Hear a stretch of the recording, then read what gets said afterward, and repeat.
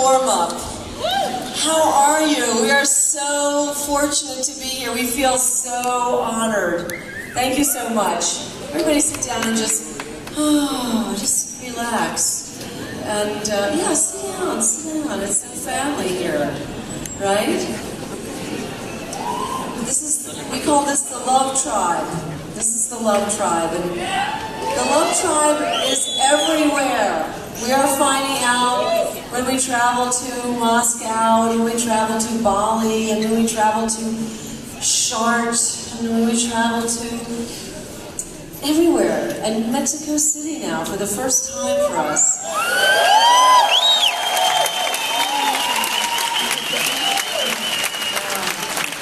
So this city is so awesome, and we've had the most wonderful hosts.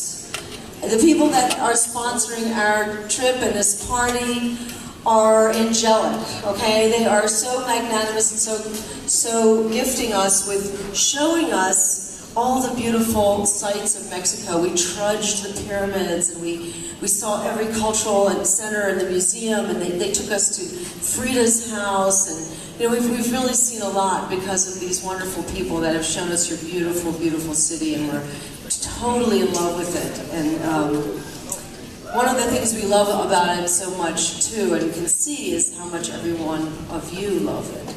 And that is so beautiful. But anyway, the Love Tribe is everywhere, and we are from the Love Tribe in Hudson Valley, New York.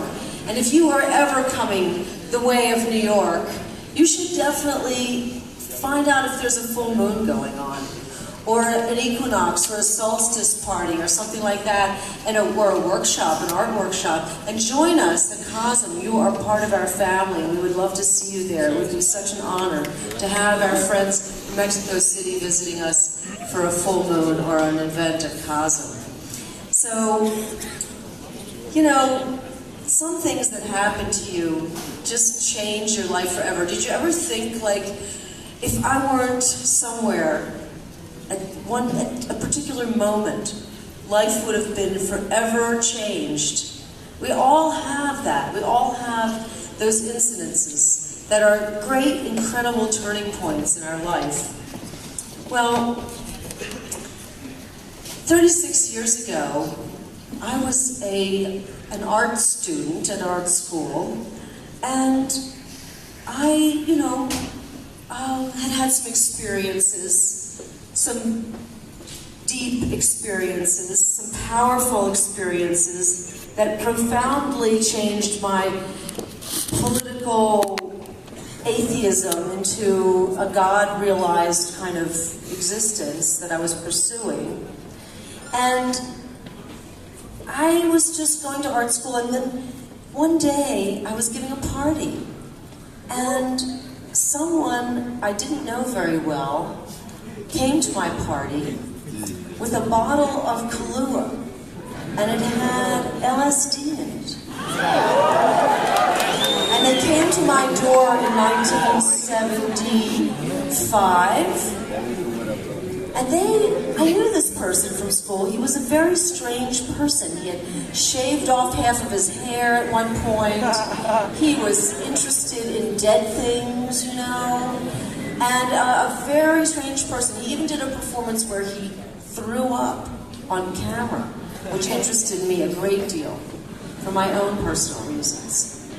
But anyway, I knew how strange he was, and he came to my party, and he had this bottle of Kahlua with LSD, and he offered half the bottle to me. So I drank it. And continued to give my party. And he sat on the couch somewhere, just sat there. I didn't know him that well. And then the next day he called me up and said, "Well, what happened to you?" And it was his first LSD experience ever. It was in my house, in my apartment. And so he said, let's meet, and I need to talk to you about this experience. So I went out with him that night, and I can tell you that I never left, and neither did he. And that is why I am so grateful and so privileged to to be the last person to say goodnight and the first person to say good morning to my love, Alex Gray.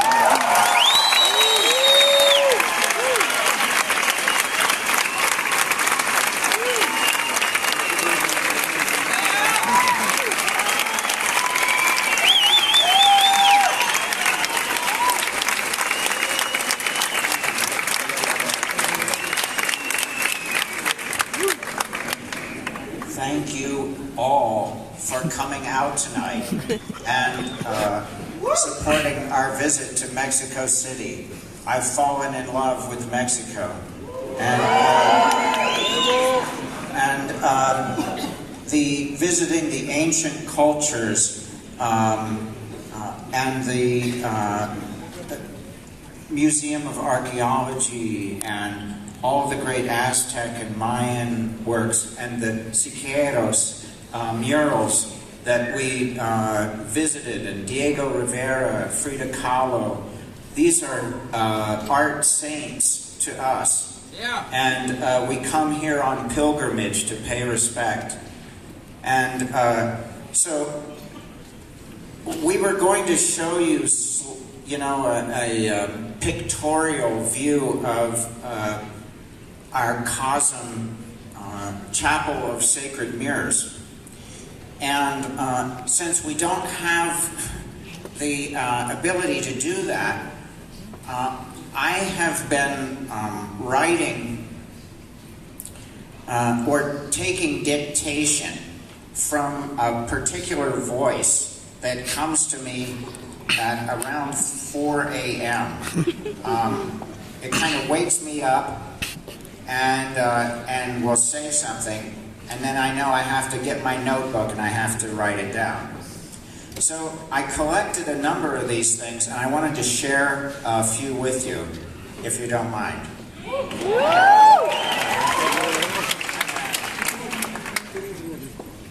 All right.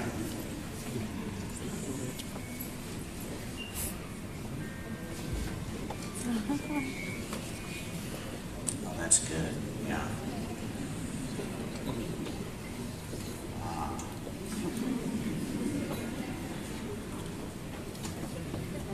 God Self.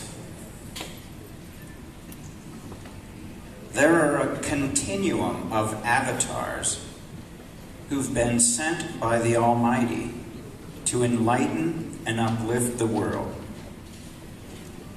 These sage beings have interfused their most human self with the divine source. In every generation, like a perennial plant, they emerge when conditions for their reception cry out. Every person is an aspect of one God Self. The avatars are simply the purest example. Jesus, Buddha, Padmasambhava, Ibn Arabi, Rumi, Plato, Plotinus, Emerson, Ramana Maharshi, Adida. These and many other wisdom masters have shown humanity the way toward the God Self inherent in all beings by their teachings and example and radiant presence. Humanity evolves spiritually like a fire by which we can warm and guide ourselves. The God Self attracts and calls to our own soul, showing the path to realization. So study the mystic texts and truths from all traditions. Familiarize your smaller self with your God Self beyond all limitations. The same light and love flows through the wisdom of each tradition. Religion is a means to link God and self. The teachings are tools for transformation and keys to enter the timeless.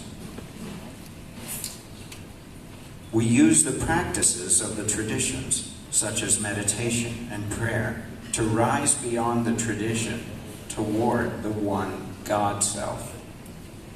When judging whether a teaching is adequate to the task of enlightenment, look to the teachers, the exemplars. To what degree are they realized? To what degree are they living and speaking and expressing as God Self? When you've found the mystic fire, stand close. Your obstructions to God Self will melt away and burn off as cinders. You'll see the ashes of fear and self-hatred, delusion and misguided desire as the fire consumes your body with love bliss and infinite awareness. Body-mind is the fuel of the mystic fire. Shine with the light of compassion, laughter, generosity, faith, creativity, and wisdom. Your life is a medium for the God Self.